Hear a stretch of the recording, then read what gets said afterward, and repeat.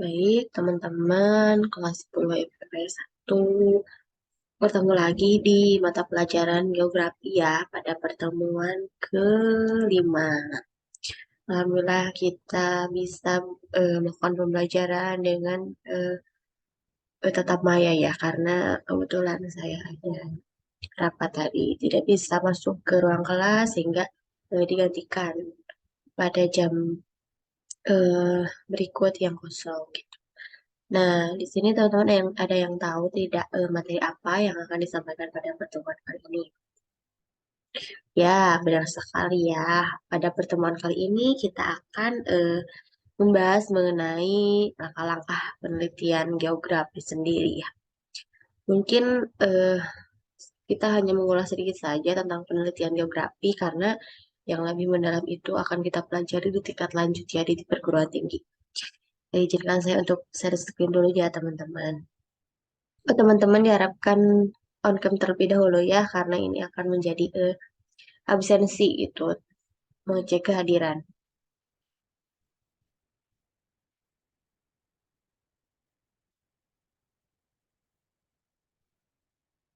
Bagaimana teman-teman, apakah sudah muncul share screen-nya? Oh iya, sudah ya. Nah, di sini ada analisis data geografi dan bagaimana sih prosedur untuk menyusun laporan suatu penelitian geografi itu. Nah, ini adalah contoh ya, teman-teman mungkin pernah yang melakukan penelitian atau studi lapangan seperti yang sudah eh, Kak kelas teman-teman lakukan, yaitu study tour ya ke Yogyakarta ya kemarin. Nah, di sini merupakan proses pengambilan data untuk dijadikan laporan penelitian ya. Ini adalah contoh dari salah satu cara pengambilan data. Nah, sebenarnya penelitian itu sangatlah luas ya. Tapi di sini kita itu punya batasan. Kita adalah mata pelajaran geografi gitu. Mungkin ada penelitian sejarah, penelitian mengenai demografi, sosiologi, tetapi kita penelitian itu penelitian geografi gitu. Jadi tidak boleh lepas dari ketiga aspek ini ya, ciri khas penelitian geografi. Nah, yang pertama ada pendekatan ke ruangan. Di sini itu pendekatan ke ruangan maksudnya konteksnya itu harus eh, di dalam bumi gitu, harus mengenai geografian. Terus ada pendekatan ekologi. Ekologi ini merupakan pendekatan ke lingkungan ya. Jadi kan geografi ini suatu ilmu yang sangat luas ya, the mother science itu. Tetapi tetap punya batasan, tapi lebih melekat kepada pendekatan lingkungan. Eh, Terus ada pendekatan kompleks wilayah. Nah, ini tuh sama dengan spesial ya, spesial. Terus, nah, di sini ada cara jitu nih teman-teman, cara praktis mengenai praktik penelitian, pencarian, dan pengolahan data dengan cara praktis. Yang pertama, pembuatan data itu pastinya tadi kan sudah ada di gambar itu pembuatan data dengan studi lapangan. Nah, di sini ada pembuatan dengan menggunakan peta. Jadi peta di sini itu sangat melekat pada mata pelajaran geografi gitu, baik untuk di tingkat SMA dan tingkat perguruan tinggi sendiri. Nah, di sini ada peran peta gitu dalam penelitian geografi. Yang pertama, untuk memperoleh gambaran atau deskripsi tentang daerah yang akan diteliti. Jelas saja ya, kita tidak akan mungkin tahu gitu. Ada suatu wilayah tanpa kita melihat peta dulu. Kita harus menganalisis dulu apakah tempat ini akan menarik, akan berhasil untuk diteliti. Yang kedua ada penguploadan data yang diperoleh dari lapangan. Nah, ini tuh kan dari lapangan itu tidak selamanya akan kita ingat, pasti akan ada yang lupa. Nah, di sini bisa kita lihat data yang udah diperoleh dari lapangan dengan diperkuat dengan data dari peta. Yang selanjutnya, media untuk menyajikan hasil penelitian atau studi. Nah, misalnya kita meneliti meneliti tentang persebaran kawasan eh, kebun ketang misalnya yang ada di Dieng. Nah, peta ini sebagai media untuk membantu untuk menyajikan hasil penelitian itu. Selanjutnya ada sarana untuk menjelaskan penemuan penelitian dan alternatif menyajikan data deskriptif. Nah, yang selanjutnya yang kedua ada observasi lapangan. Nah, observasi lapangan ini eh, banyak sekali kekurangan dan kelebihannya ya. Observasi lapangan itu maksudnya kita itu datang ke lokasi untuk melihat suatu eh, aspek penelitian ataupun lokasi penelitian yang akan kita teliti. Nah, ternyata para peneliti ini lebih akurat gitu ketika melakukan observasi lapangan, jadi data yang diperoleh ini lebih akurat. Misalnya nanti teman-teman kan kelas 11 akan melakukan studi tour ya ke Jogja. Nah, itu teh misalnya kita akan melihat gitu penampakan Gunung Merapi di Jogja. Kan teman-teman mungkin melihat hanya ada di gambar atau di sosial media. Tapi untuk lebih akuratnya lagi, melihat bentukannya, melihat jalannya, terus melihat jenis flora dan faunanya, itu tuh bisa dilakukan dengan observasi lapangan. Jadi data yang didapat itu lebih akurat. Wajib dilakukan khususnya dalam penelitian fisik dan sosial. Jadi observasi lapangan ini sangatlah penting gitu dan sebenarnya wajib. Tapi karena mungkin ada beberapa halangan dan hal lainnya, sehingga observasi lapangan ini bisa menjadi tidak selalu diutamakan gitu. Selanjutnya ada mengetahui dan memahami permukaan bumi serta kegiatan manusia.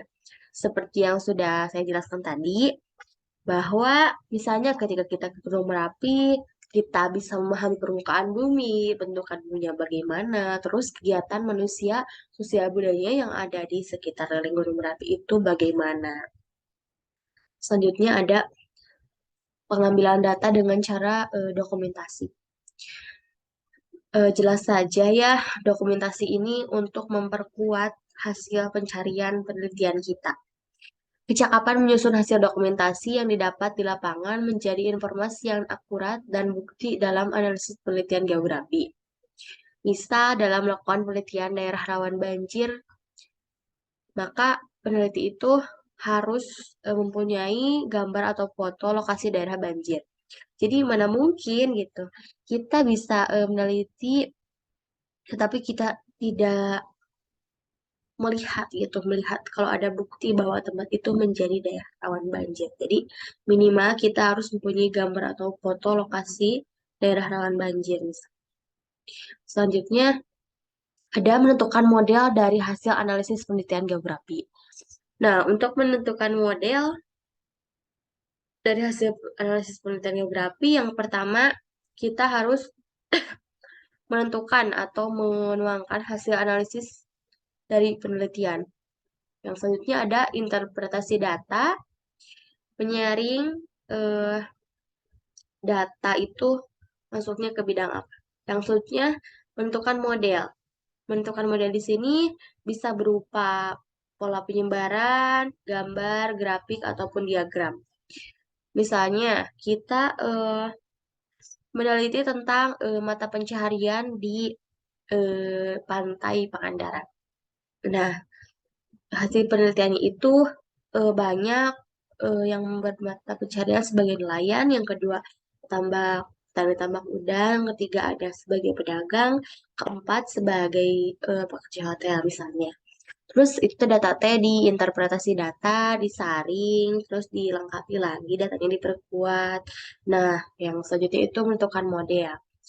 Jadi, model yang cocok untuk menganalisis atau menuangkan data dari hasil penelitian pemata pencaharian di Pantai Pangandaran ini, misalnya kita buat diagram. Kita buat diagram berapa persen yang menjadi nelayan, berapa persen yang menjadi petani tambak udang, dan sebagainya. Selanjutnya, nah itu sebagai contoh ya, peta sebaran daerah banjir di wilayah tertentu. Terus, nah teknik pengumpulan data geografi. Mungkin teman-teman sudah pada tahu ya, data berdasarkan sifatnya itu ada data kuantitatif, data yang berupa angka-angka yang dapat dihitung. Kalau data kualitatif itu data yang dapat dideskripsikan berupa kata-kata atau bukan berupa angka. Nah, yang selanjutnya data berdasarkan sumbernya ada data primer dan data sekunder. Data primer yaitu kita memperoleh langsung dari responden, kita menerima informasi itu dari responden, kita mewawancarai.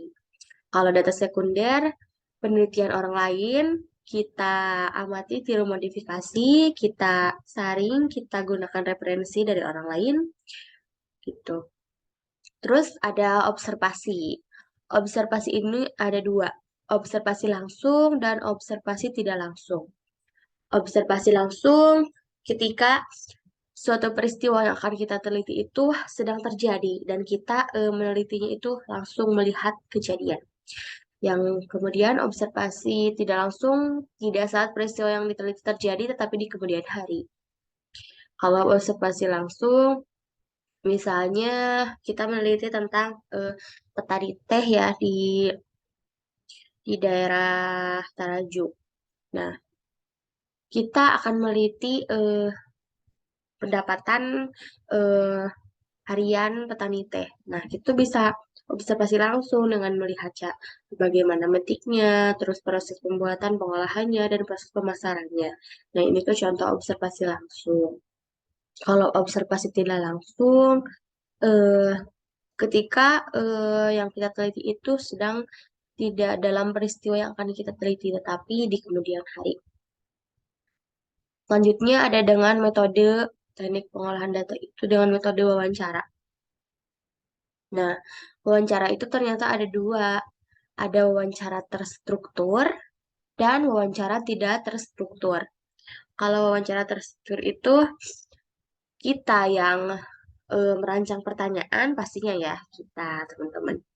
Tetapi kita juga menyiapkan eh, jawaban alternatif gitu ketika si responden tidak bisa menjawab, kita memberitahu dulu jawaban alternatifnya. Jadi itu sebagai pelengkap saja.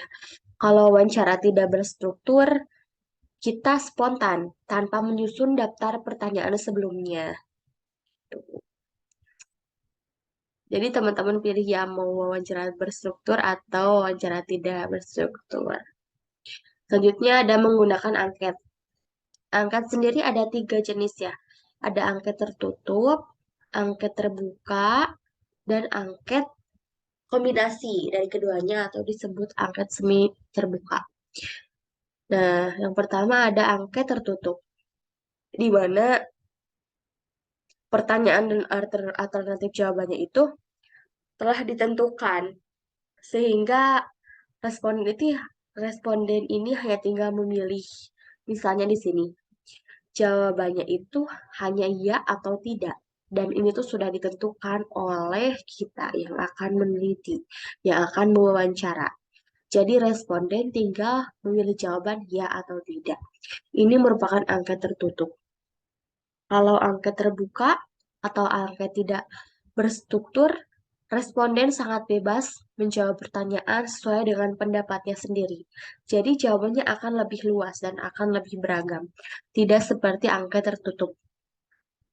Nah, angka terbuka. Bagaimana pendapat Anda tentang peraturan sekolah yang berlaku di sekolah Anda? Nah, ini tuh kan jawabannya tidak akan sama, pasti akan berbeda setiap respondennya gitu. Jadi ini tuh lebih luas dan lebih memberikan jawaban yang variatif.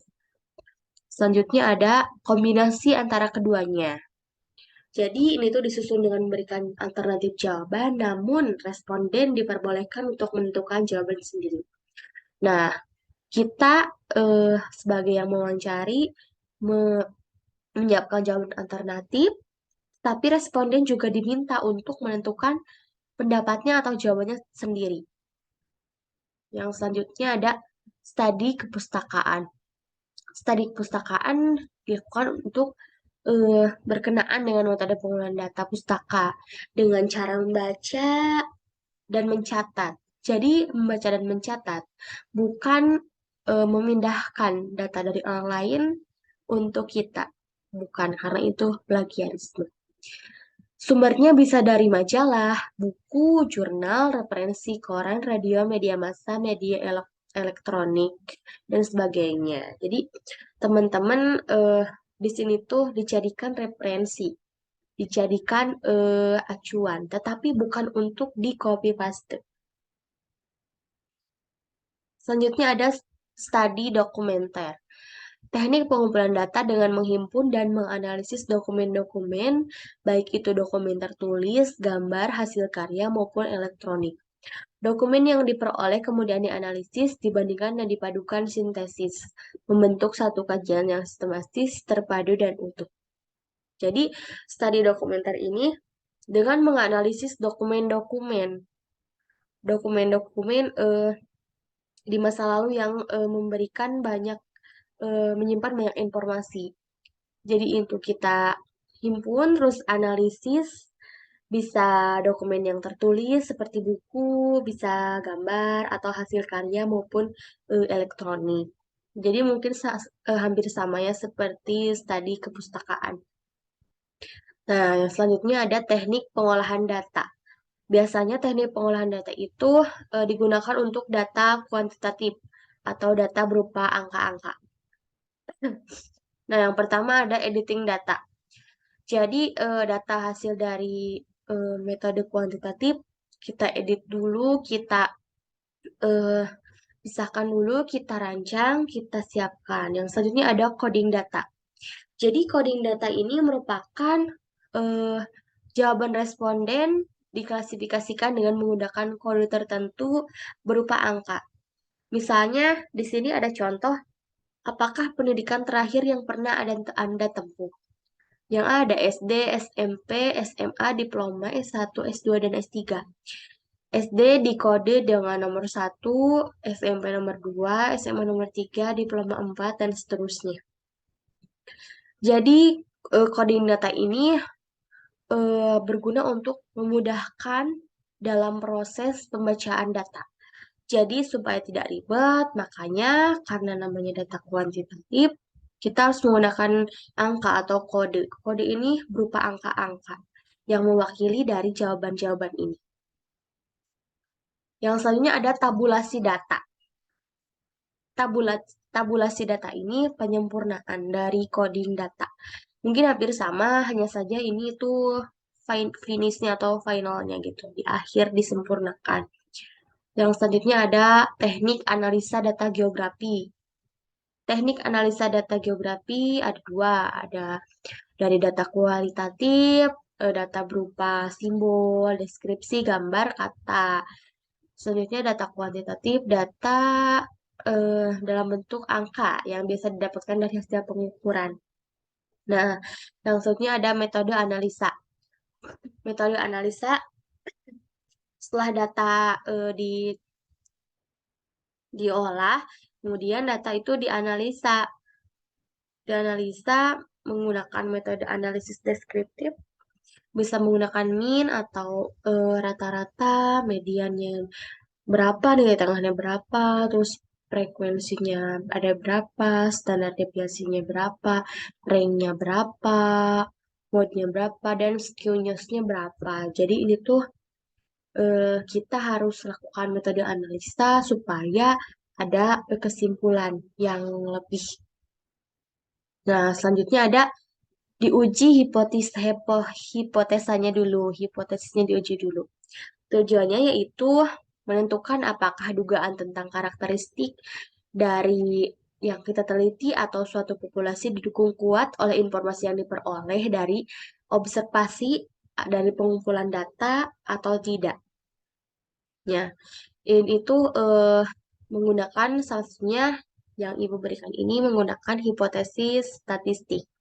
Pernyataan tentang karakteristik populasi disebut hipotesis statistik. Diterima atau tidak diterima, dievaluasi dengan data geografis.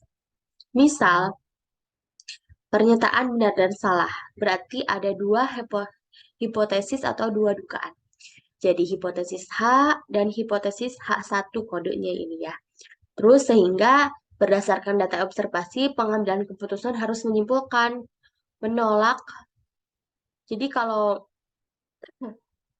salah berarti H diterima dan H didukung kuat oleh data. Jadi kalau tidak memiliki H1, salah, berarti H-nya itu ditolak, benarnya itu ditolak. Jadi tidak benar. Jadi H ini tidak didukung oleh data.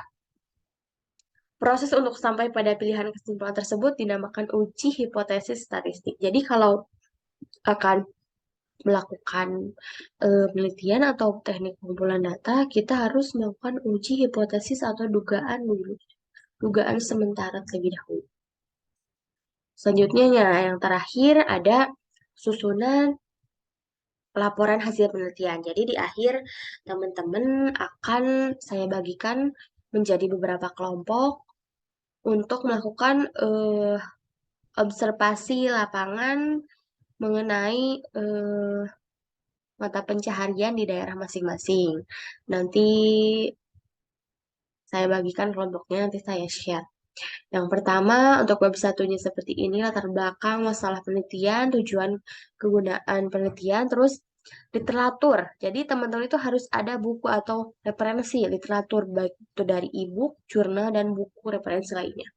Terus kerangka pemikiran. Jadi ini tuh harus dari kata-kata teman sendiri. Nah, ada hipotesis, dugaan sementara sebelum melakukan metode penelitian. Selanjutnya, terus daftar pustakanya jangan lupa dicantumkan. Mungkin ada pertanyaan dari teman-teman. Oh, baik, dicukupkan ya. Mungkin kalau tidak ada, nanti saya akan share ya untuk bahan evaluasi ada 9 nomor ya untuk teman-teman kerjakan. Jadi ini tuh bukan ulangan, hanya saja untuk latihan evaluasi gitu. Untuk nanti teman-teman menghadapi ujian tengah semester. Nanti saya share link kuisisnya ya teman-teman. Jangan jauh dulu, jangan keluar kelas dulu. Terima kasih. Mungkin pertemuan geografi kelima ini saya cukupkan. Wabillahi taufiq wal hidayah. Wassalamualaikum warahmatullahi wabarakatuh. Waalaikumsalam.